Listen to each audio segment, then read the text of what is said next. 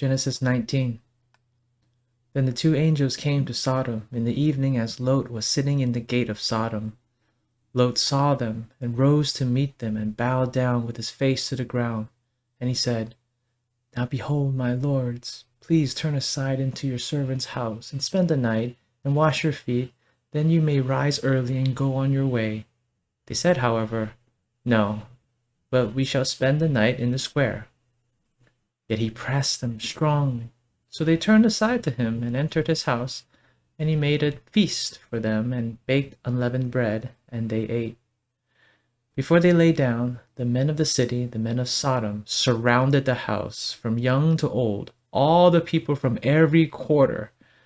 And they called to Lot and said to him, Where are the men who came to you tonight? Bring them out to us, that we may know them. But Lot went out to them at the doorway and shut the door behind him, and said, Please, my brothers, do not act wickedly. Now behold, I have 2 daughters who have not known a man. Please let me bring them out to you, and do to them what is good in your eyes. Only do nothing to these men, inasmuch as they have come under the shelter of my roof. But they said, Step aside. Furthermore, they said, This one came to sojourn, and already he is persistently acting like a judge. Now we will treat you more wickedly than them. So they pressed hard against Lot and stepped up to break the door. But the men reached out their hands and brought Lot into the house with them and shut the door. And they struck the men who were at the doorway of the house with blindness, from small to great, so that they wearied themselves trying to find the doorway. Then the 2 men said to Lot, Whom else have you here? A son-in-law and your sons and your daughters and everyone you have in the city, bring them out of the place. For we are about to destroy this place, because their outcry has become great before Yahweh. So Yahweh has sent us to destroy it. And Lot went out and spoke to his sons-in-law, who were to marry his daughters, and said, Get up, get out of this place, for Yahweh will destroy the city.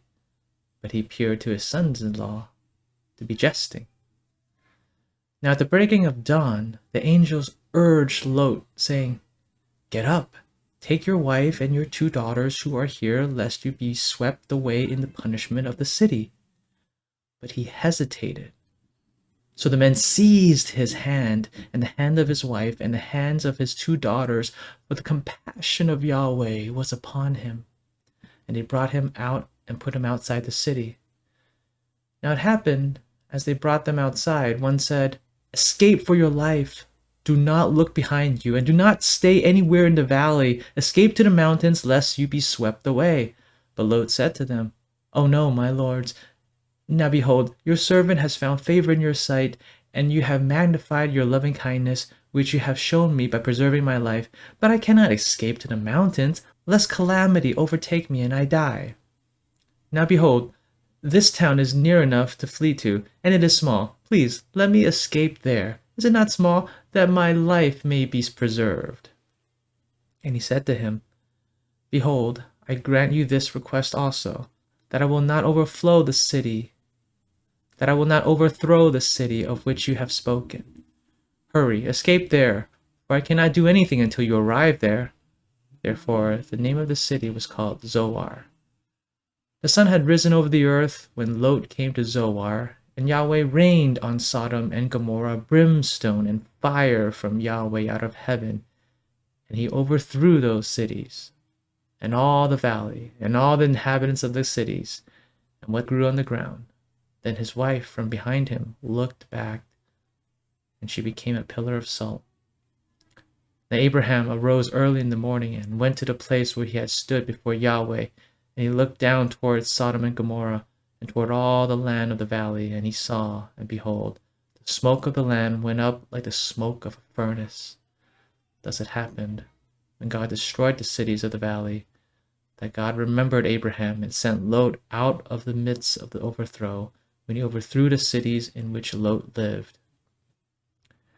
And Lot went up from Zoar and stayed in the mountains, and his 2 daughters with him. For he was afraid to stay in Zoar, and he stayed in a cave, he and his 2 daughters. Then the firstborn said to the younger, Our father is old, and there is not a man on earth to come in to us after the manner of the earth. Come, let us make our father drink wine, and let us lie with him, that we may preserve our seed through our father. So they made their father drink wine that night, and the firstborn went in and lay with her father, and he did not know when she lay down or when she arose. Now it happened on the following day that the firstborn said to the younger, Behold, I lay last night with my father. Let us make him drink wine tonight also, and you go in and lie with him, that we may preserve our seed through our father. So they made their father drink wine that night also. And the younger arose and lay with him. He did not know when she lay down or when she arose. Thus both the daughters of Lot conceived by their father. And the firstborn bore a son, and called his name Moab. He is the father of the Moabites to this day. As for the younger, she also bore a son, and called his name Ben-Ami. He is the father of the sons of Ammon to this day. There's an irony where Lot seems to be playing a reverse role from the two angels. Verse 2 and 3, Lot urged the two angels to stay with him, even though they said in verse 2, We shall spend the night in the square.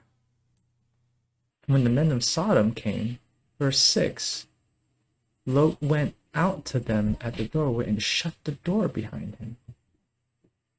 What is he doing? Will he protect God's angels? And then in verse 8, Lot is giving away his two daughters to these wicked men. His mind was warped.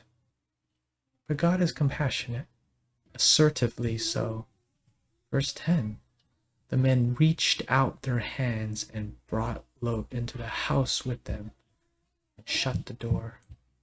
Lot seems to underestimate the power of God's angels. Verse 11, they struck the men with blindness. Verse 13, he said, Yahweh has sent us to destroy an entire city. Just two angels. They did not need Lot's protection. Lot needed their protection. Lot needed a lot of help. When it was time to go, verse 16, he hesitated. And then the two men reached out again. They seized his hand and the hand of his wife and the hands of his two daughters. Why? For the compassion of Yahweh was upon him. And they brought him out and put him outside the city. It's almost like Lot didn't even want to be saved. He thought he was the savior. Lot had poor theology. He thought as if God needed his protection. Do we ever feel like we need to protect God? Because maybe the things that he says in his word is a little too much, and we need to adjust it, soften it up for people. Or when people mock God, do we feel like we need to defend God because we feel bad for God?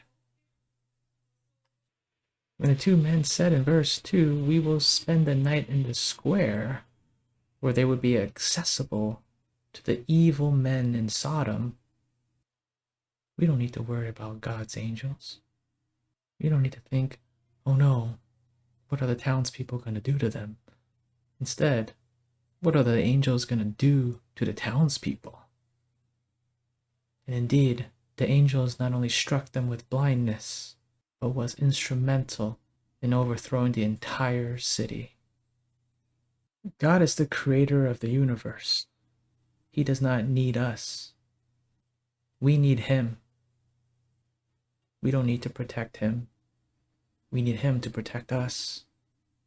He doesn't need our mercy. We need his mercy. When God shows up, let him go wherever he wants. And whatever he says, do it. No hesitation.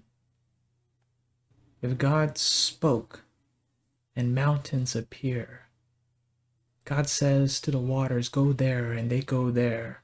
God says to the skies, come here, and they come here. But if God says to you something, gives you a command, you hesitate. God says you go and love your neighbor as yourself. You go love your enemies. You be patient, you be kind for his glory, especially when it's difficult. Would you hesitate? Lot was a weak man. He only knows to choose the best land for himself instead of deferring to his uncle Abram.